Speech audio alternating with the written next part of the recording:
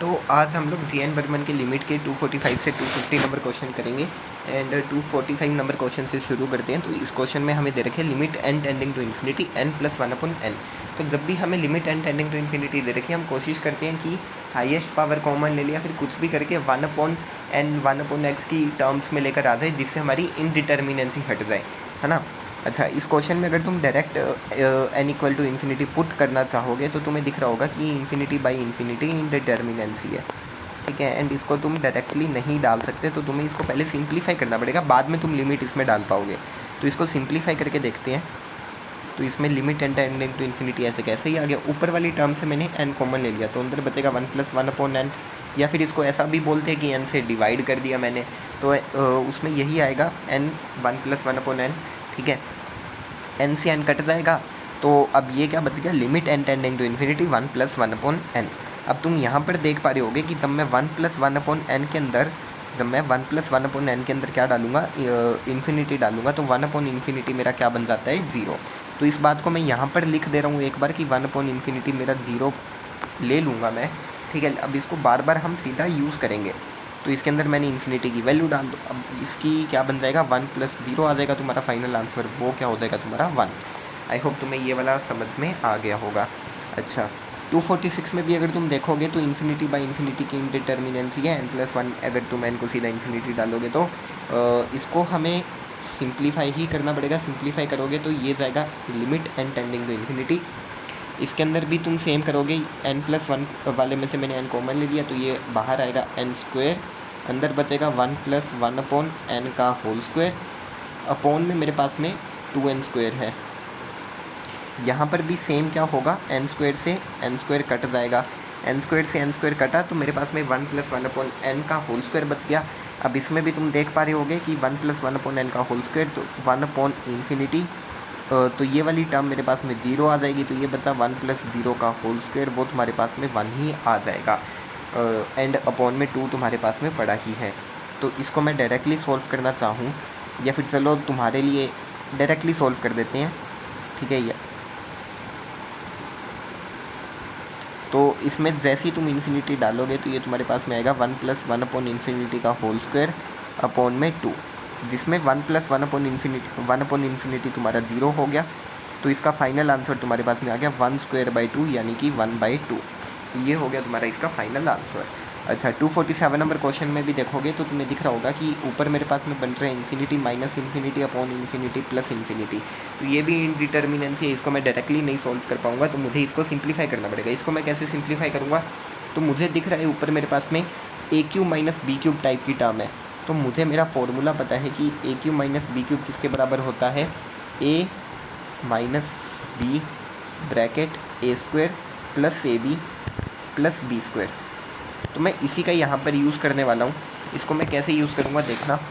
इसको मैं लिख सकता हूँ limit n tending to infinity and n+1 के होल क्यूब एंड n-1, यहाँ पर मेरा क्या था, n+1 एंड n-1, यहाँ पर मेरा a और b होंगे, तो उसको मैं लिख सकता हूँ n+1 माइनस n+1, है ना। मैंने ब्रैकेट सीधा खोल कर लिख दिया, एक स्टेप खा गया। अगर तुम्हें मैं करके बताऊँ तो एग्जैक्ट यहाँ पर तुम देख रहे होगे कि ये मेरे पास में a है एंड ये मेरे पास में b है, तो a माइनस b वाली टर्म मेरे पास में क्या बनेगी, a माइनस b वाली टर्म मेरे पास में बनेगी n+1 minus of n-1, bracket खोलोगे तो ये बनेगा n+1 माइनस n+1।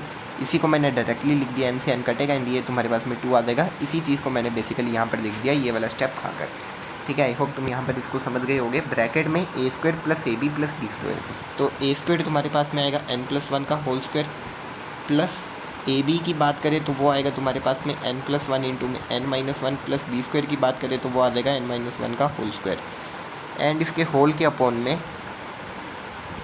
तुम्हारे पास में n+1 का होल स्क्वायर प्लस में n-1 का होल स्क्वायर, ये तुम्हारे पास में पड़ा ही है ना। अच्छा, मुझे यहाँ पर पेज चाहिए होगा, तो पेज लेने के लिए हमें क्या करना पड़ेगा, इसी पेज को कॉपी कर लेते हैं, copy current page, okay, and full screen. अच्छा, अभी यहाँ पर ये वाली पूरी चीज़ को हटा देंगे, लिमिट एंड इसको ऊपर शिफ्ट कर देते हैं। ठीक है, तो यहाँ पर अब तुम्हारे पास में इसके बाद में क्या करोगे, अच्छा इसके बाद में यहाँ पर जितना सिंप्लीफाई हो रहा है वो तो कर लो। n से n कटेगा इधर, है ना, n से n कटेगा, तो ये तुम्हारे पास में क्या आ रहा है, limit n tending to infinity.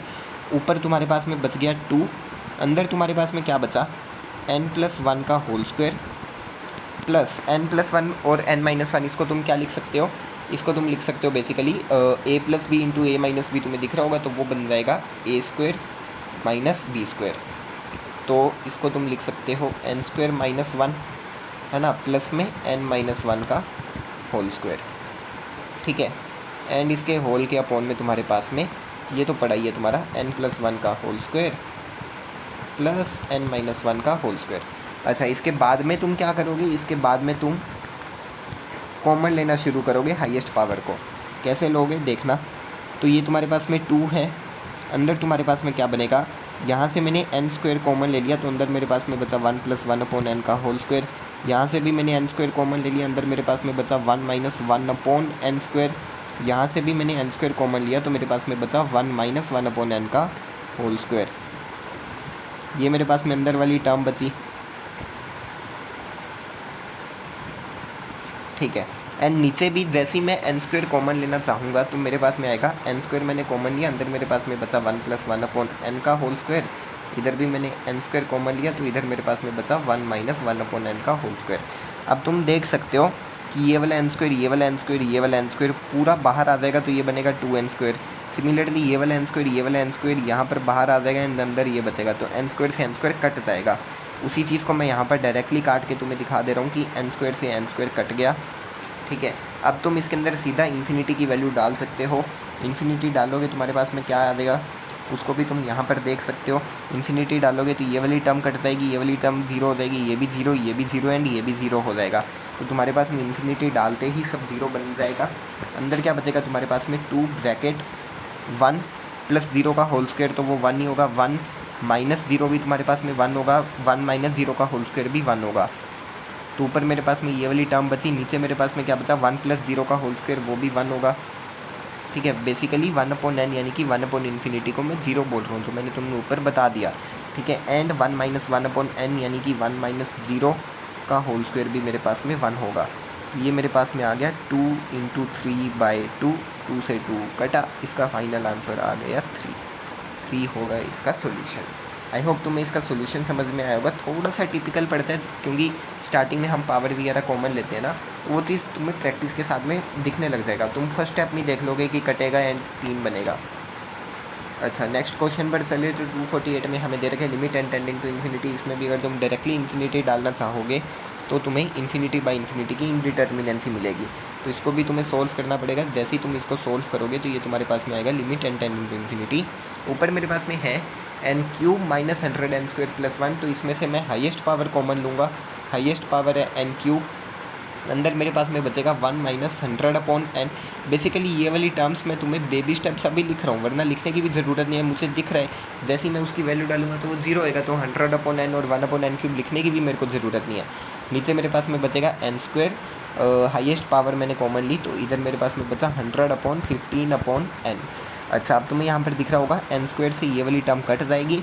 अब जब मैं इसके अंदर, अब ये मेरे पास में इंडिटर्मिनेंसी नहीं है। बच्चों को यहाँ पे भी डाउट होता है कि भैया ये तो इंडिटर्मिनेंसी है, तो इंडिटर्मिनेंसी नहीं है। क्यों नहीं है, जब तुम इसमें वैल्यू डालोगे तो ये तुम्हारे पास में बचेगा, ऊपर बनेगा इन्फिनिटी, क्योंकि ऊपर n है तो ऊपर इन्फिनिटी बनेगा। अपॉन में तुम्हारे पास में क्या बनेगा, अपॉन में तुम्हारे पास में बनेगा 100 + 0, तो इन्फिनिटी अपॉन फाइनाइट, ये डिटर्मिनेंट है, ये होता है तुम्हारे पास में डिटर्मिनेंट फॉर्म।